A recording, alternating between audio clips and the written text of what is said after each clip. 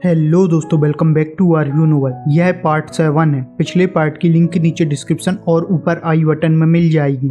चलिए तो वीडियो शुरू करते हैं। इससे तांगसन यह भी समझ जाता है अपनी स्किल जितनी भी पावरफुल है वह उसके मिक्स होने के साथ जरूरत पड़ने पर उतना ही साथ देने वाली है। इसके साथ साथ एक एक करके स्किल्स को चेक करने लगता है, जिससे इसी दौरान तांगसन को समझ आ जाता है दो ब्लड लाइन के फ्यूज होने से काफ़ी ज़्यादा पावर बढ़ जाती है। क्योंकि तांगसन ने जैसे ही राइनो डियर, वही जिससे तांगसन ने लास्ट में हार मान ली होती है, वह ब्लड लाइन और ईगल आई ब्लड लाइन को मिक्स किया होता है, तो शुरू में तांगसन को गलत लग रहा होता है। जब वह फ्यूज होता है तो उससे पहले उसने एक बार रिजेक्ट कर दिया होता है, लेकिन फिर कुछ ही समय में एक दूसरे में फ्यूज होते हुए तांगसन में फ्यूज होने लगता है। यह कुछ नया ही बना होता है। इसे Hawkeye skill of the blood Falcon कहा जाता है। तांगसन इसे एब्जॉर्ब कर लेता है। धीरे धीरे करते हुए सुबह हो जाती है। यह समय तांगसन की पर्पल आई की कल्टीवेशन करने के लिए सबसे अच्छा होता है। इसी के साथ पर्पल आई को एक्टिव करता है, जिसमें काफ़ी ज़्यादा चेंजेस हो गए होते हैं। हालांकि Hawkeye skill of the blood Falcon और पर्पल आई दोनों ही अलग स्किल हैं, लेकिन उन्होंने पर्पल आई को एक प्रकार से अपग्रेड कर दिया है। लेकिन फिर भी तांगसन इसका यूज पर्पल आई की कल्टीवेशन में नहीं कर सकता है, जिससे तांगसन ने आंखें बंद कर ली हो। लेकिन तांगसन जब आंखें दोबारा उस स्किल के साथ खोलता है तो तांगसन को दुनिया एक अलग तरह से दिखने लगती है। तांगसन छोटे से छोटे कीड़े मकोड़ों की भी आवाज़ सुन पा रहा होता है, यहाँ तक कि आसमान में फैले हुए सभी अलग अलग कलर मतलब एलिमेंट की स्पिरिचुअल एनर्जी को भी देख पा रहा होता है। तांगसन सब कुछ 3D में देख सकता है। तांगसन के लिए यह सबसे पावरफुल स्किल में से एक होता है। तभी पीछे से यानफेंग आवाज देता है। वह तांगसन को देखकर हैरान था, क्योंकि तांगसन की आंखों से आंसू निकल रहे होते हैं, जो लगातार सूरज को देखने के कारण हुआ होता है। और इस पर यानफेंग सोचता है तांगसन रो रहा होता है। यानफेंग तांगसन को बताता है कल के किए हुए कांड के कारण गुईगुई ने पता किया है यहाँ पर विंड वुल्फ और फ्लैश लेपर्ड आपस में फाइट कर रहे हैं। हमें जितनी जल्दी हो सके यह सिटी छोड़ देनी चाहिए। इसके बाद यह अपने आसपास देखते हुए जाने लगते हैं। जगह मैंगजी मिल्क टी शॉप, जहाँ पर साउमेई ने कई सारे कप को एक साथ डाल दिए होते हैं, जिसे देखकर उसकी माँ एकदम से पूछने लगती है शाओमेई क्या हुआ है। इस पर शाओमेई कुछ नहीं बोलती है। यहाँ पर सिटी को छोड़ने से पहले गुईगुई भी तांगसन को समझाती है, अब कैरी सिटी तुम बड़े होने के बाद ही आना, नहीं तो यह खतरनाक हो सकता है। इसके बाद यह दोनों ही चले जाते हैं। यह रास्ते में होते हैं तब तांगसन यानफेंग से और जल्दी सिखाने के लिए और खुद को पावरफुल बनाने के लिए कहता है। इस पर यानफेंग कहता है तुम समझ नहीं रहे हो डीमोन कितने अधिक पावरफुल हैं। इस पर तांगसन कहता है मैं समझ सकता हूँ यह कितने पावरफुल हैं। यदि हम कुछ नहीं कर सकते हैं तो इंसान हमेशा ही कमजोर बना रहेगा। तांगसन के मन में क्या चल रहा होता है वह कुछ ऐसा है। तांगसन को इस दुनिया में जहाँ इंसानों के लिए जगह नहीं है, उन्हें अपना हक कैसे दिया जाए यह सोच रहा होता है।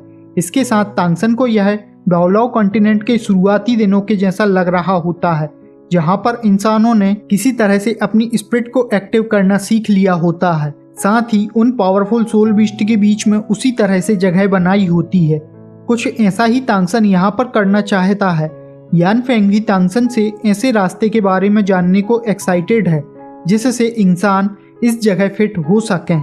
इसी तरह बातों ही बातों में यह अपने घर लौट आते हैं, जिससे तांगसन को देखकर सभी दोस्त खुश हो जाते हैं जो अपनी प्रैक्टिस कर रहे होते हैं। इस पर यानफेंग कहता है तुम्हारी प्रोग्रेस स्लो है। इस पर बांग सियाओली कहता है मेरे एजाइल फिगर को देखो, और अपनी पावर को एक्टिव करता है। इसके साथ तुरंत ही तांगसन आगे बढ़ता है और स्पीड के साथ जमीन पर गिरा देता है। सियाओली जहां तांगसन पर अपना थोड़ा सा रौब झाड़ना चाह रहा होता है, तांगसन उससे कहता है यदि यह असली फाइट होती तो तुम मारे जाते, क्योंकि तांगसन का हाथ सियाओली की गर्दन पर होता है।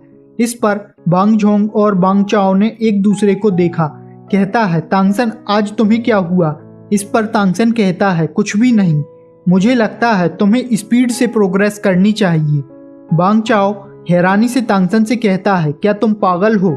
उसकी बात पूरे होने के साथ तांगसन के हाथों से 2 विंड ब्लेड हवा में दिखाई देते हैं और इस तरह से एक के बाद एक तीनों को तांगसन पीट देता है।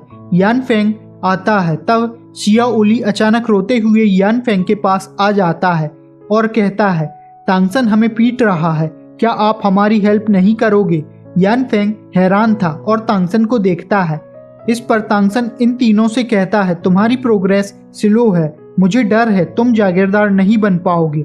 यान फेंग इसलिए हैरान था क्योंकि उसने तांगसन को सबके सामने अपनी पावर को कम करके दिखाने को कहा होता है, क्योंकि ऐसा न करने से तांगसन अनचाही मुसीबत में पड़ सकता है। लेकिन अब तो तांगसन को मेई गोंगजी से मिलने की जल्दी होती है। यान फेंग तांगसन से कहता है, तुम करना क्या चाहते हो? इस पर तांगसन कहता है, मैं उन्हें जल्दी ही ग्रो करने में हेल्प करना चाहता हूँ। तांगसन अपने आगे आने वाले समय के ओपोनेंट को समझना चाह रहा होता है, जिसकी हेल्प के लिए यान फेंग भी मान जाता है, जिससे यान फेंग ने सभी जागीरदारों को एक साथ लाने की सोच रहा होता है, जिससे इनकी अच्छी प्रैक्टिस हो सके। इसके साथ यह जमकर प्रैक्टिस करते हैं। इसके बाद ही तांगसन अपने कमरे में आता है। वह तीनों पूछते हैं, आखिरकार तुम इतने पावरफुल कैसे हो गए हो? इस पर तांगसन कहता है, यदि सीखना चाहो तो मैं बता सकता हूँ। इस पर तीनों उछलते हुए तांगसन के पास आ जाते हैं। तांगसन इन्हें जुआन टियानगोंग नहीं सिखा सकता है। तांगसन ने पहले ही मुक्सू को सीक्रेट तरीके से कुछ इंस्ट्रक्शन दे चुका है। वह इसलिए क्योंकि मुक्सू पहले से ही घोस्ट और शैडो पर स्टडी कर रही है।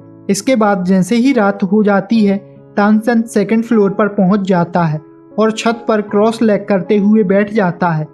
तांगसन की आंखों से एक फीकी लाइट फ्लैश हो रही होती है। यह येलो होलो होता है, जो कि आई ऑफ स्प्रिट का इफेक्ट होता है। इसका नाम लिग्जिंग आई है।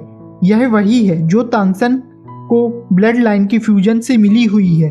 तांगसन इसकी कल्टीवेशन करने के लिए बैठ जाता है और तांगसन सोच रहा होता है, अच्छा होगा यदि मैं कैरी सिटी तक देख सकूं। इसी के साथ साथ तांगसन कोशिश कर रहा होता है और कल्टीवेशन शुरू हो जाती है। तांगसन को कलरफुल एलिमेंट दिखाई देते हैं जो एक प्रकार की गाइड का काम कर रहे होते हैं। इसके साथ तांगसन की कल्टीवेशन और अधिक पावरफुल होने लगती है। तभी तांगसन को कुछ महसूस होता है, जिससे तांगसन तुरंत ही नीचे आ जाता है। इसके बाद तांगसन विंड वुल्फ टाउन से बाहर आते हुए जंगल में चला जाता है। रुकने से पहले तांगसन पूरे 30 मिनट तक दौड़ा होता है। तांगसन की स्पीड यहाँ पर उड़ने से कम नहीं होती, लेकिन फिर भी यदि तांगसन कैरी सिटी जाना चाहे तो भी इस तरह से उसे 3 दिन की जगह आधा समय ही लगेगा। इसके बाद वापस तांगसन अपने कमरे में आ जाता है और फिर से कल्टीवेशन करने के लिए बैठ जाता है। तांगसन को कैरी सिटी तक पहुंचने के लिए फ्लाइंग एबिलिटी की जरूरत होगी, जो कि तांगसन के लिए काफी इम्पोर्टेंट होगी। तांगसन को ईगल से फ्लाइंग एबिलिटी नहीं मिली, क्योंकि ईगल की आई उसकी एबिलिटी होती है, जबकि उसकी फ्लाइंग एबिलिटी उसकी फिजिकल कंडीशन के कारण होती है। और जैसा कि तांगसन को इस कल्टीवेशन के पूरे होने पर 5 टियर की उम्मीद होती है, वैसा कुछ ही होता है। जल्दी ही तांगसन बॉटल नेक पर फंस जाता है, जिससे वह अभी तुरंत ही 5 टियर पर नहीं पहुंच सकता है। इसी के साथ तांगसन को ऊपर फिर कोई हलचल सुनाई देती है। जब तांगसन ने देखा होता है, उसे ऊपर 2 लोग दिखाई देते हैं। तांगसन ने फिर से अपनी खिड़की खोली होती है। बाहर कलरफुल एलिमेंट दिखाई देते हैं। वहां पर अब यान फेंग के आ जाने के कारण अब पूरे 3 लोग हो जाते हैं। यान फेंग ने भी अपने ट्रांसफॉर्मेशन को एक्टिव कर लेता है। यान फेंग के साथ उसकी वाइफ भी होती है और उसके सामने एक टाइगर फेस्ड मैन होता है। यह मुखौटा होता है। वह टाइगर फेस्ड मैन काफी आसानी से कहता है, ब्रदर फेंग घबराओ मत। तांगसन उससे निकलने वाले ऑरा को फील कर सकता है।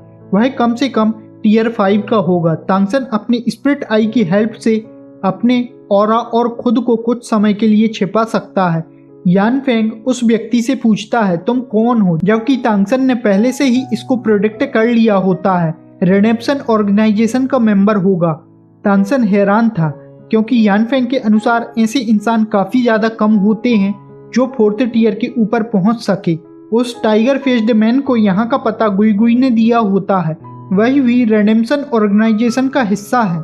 यहाँ पर यह यान फेंग को अपने साथ मिलाने के लिए आया हुआ है। दोस्तों मेरी तबीयत ठीक नहीं है, जिसके कारण पिछले 2 दिनों से कोई भी वीडियो नहीं आई है और इसी कारण से यह वीडियो भी छोटी है। आने वाले 1 या 2 दिन में पहले जैसी वीडियो की लेंथ मिलने लगेगी। यह वीडियो यहाँ खत्म होती है।